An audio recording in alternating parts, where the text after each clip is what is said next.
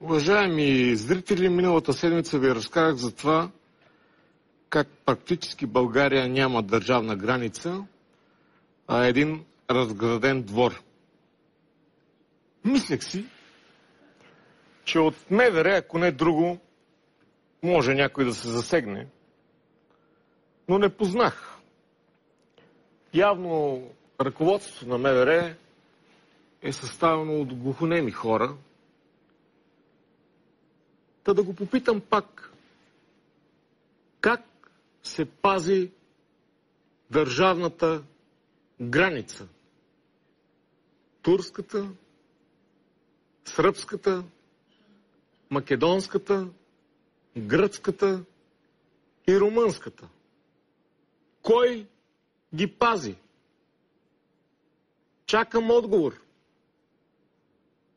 Днес ще попитам едно друго министерство. Как се пази българския дух в нашето българско образование? Започва операция Слава.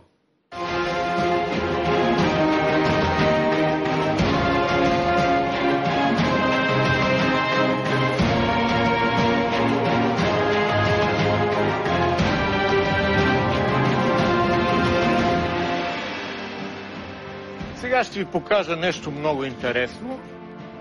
Ще ви покажа един вестник. 24 часа. Една много интересна публикация. Учители вадят творби от Вазов, искат Дерида. Да поясня. Жак Дерида е френски философ, наистина велик учен, работещ върху структурализма на речта, езика, словото и метафизиката. Обаче Жак Дерида е толкова сложен и неясен, дори Ноам Чомски не го е разбрал, че според мен ще го разберат 0,01% от учителите и 0,000000001% от учениците. Аз може просто и да съм прос и да не съм дорасъл до Жак Дерида, макар че съм учил 7 езика. Но мисля, че Иван Вазов е 100 000 пъти по-важен за българите и за български ученик. Слушайте по-нататък какво пише в тази интересна статия. Някои учители са преценили, че в програмата няма нужда от Вазовите творби. Елате ни вижте и новото гробище над Сливница. Да ви поясня. Новото гробище над Сливница е всъщност текста на официалния траурен марш на българската армия. Оттам е стиха: Българио, за тебе те умряха, една бе ти достойна зарад тях. И те за теб достойни, майко, бяха, и твоето име само като навяха, умираха без страх. Това е стихът, изкован с кръв на вечния огън на незнайния войн. Ще цитирам моя любимец професор Вучков. Абе, вие в това Министерство на образованието нормални ли сте, бе?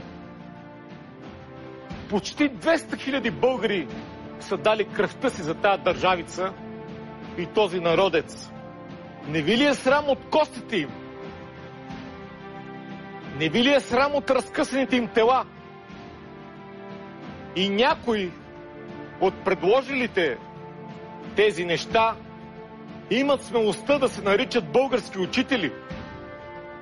Не ви ли е неудобно да се кичите с това гордо звание? Иван Вазов е български учител. Христо Ботев е бил учител. Гоце Делчев е бил учител. А вие просто сте малки, дребни душици, души на предателчета. Продължавам да цитирам. Сред предложенията на педагозите е да се редуцират творбите на Дебелянов, свързани с войната. Край на цитата. И искате да редуцирате, да махнете стиховете на един от най-великите ни поети и романтици, загинал само на 29 години и 6 месеца при Дойран, като при това е бил освободен от военна служба и отишъл доброволец на фронта, само защото е изпитвал срам да не служи на фронта в тежък за родината си час.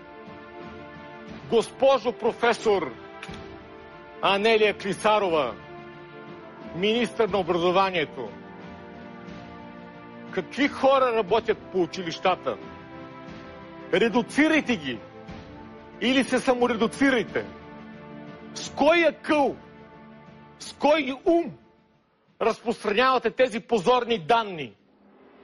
Сигурно мислите, че са интригуващи и любопитни. Това не е свобода на словото. Това е агресия срещу националната култура.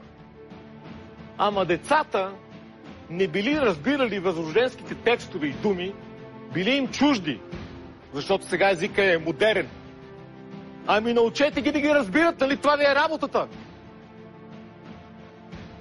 Моите учители в класическата гимназия, Гергина Тончева и Кремена Димова, как са ни учили да ги разбираме? Между другото, бащата на Кремена Димова е Вергил Димов, министър преди 9-ти на вътрешните работи. Не е било леко по време на комунизма, но жената ни учеше на истински патриотизъм. От нея знам, че който иска да се нарече българин, трябва да знае целия Ботев наизуст. Интересно ми е колко от новопръкналите се даскали почитатели на Жак Дерида знаят Ботев наизуст. Госпожо Клисарова, вземете тези нихилисти и чуждопоклонници и ги заведете в бащината къща на Дебелянов. Да постоят 2-3 минути на гроба му, да погледнат скулптурата на майка му и надписа до нея.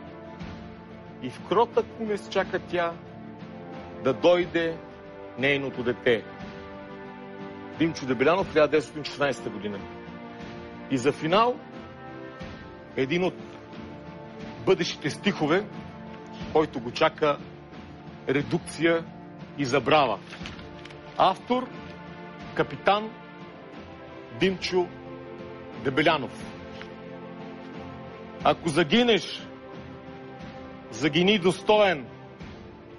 Ако се върне, знай, че цял народ ще слави вечно своя верен войн.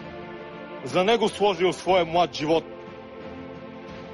Тръбите пак тревога затръбиха и стана бодър, и в ужасни бой падна на устни с усмивка тиха, тъй както пада всеки смел герой.